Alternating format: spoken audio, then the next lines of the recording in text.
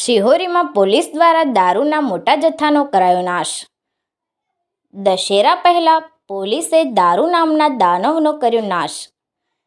ગુજરાતમાં દારૂબંધી હોવા છતાં પાડોશી રાજ્યોમાંથી ગુજરાતમાં દારૂ ઘુસાડવાનું ષડયંત્ર ચાલુ હોય છે, પરંતુ ગુજરાતની જાંબાજ પોલીસ આવા તત્વોને ઝડપી પણ પાડતી હોય છે। ત્યારે શિહોરી, થરા અને ભીલડી પોલીસ દ્વારા ઝડપાયેલો દારૂનો જથ્થો, જેની કિંમત ₹1,21,00,000 કરતાંનો વધુનો દારૂનો જથ્થો, જેનો શિહોરી પોલીસ સ્ટેશનની હદમાં નદી વિસ્તારમાં સબ ડિવિઝનલ મેજિસ્ટ્રેટ તેમજ ડીવાયએસપી CL સોલંકી સહિત ત્રણેય પોલીસ સ્ટેશનના PSI અને પોલીસ સ્ટાફની હાજરીમાં દારૂના જથ્થા ઉપર રોલર ચલાવીને નાશ કરવામાં આવ્યો હતો।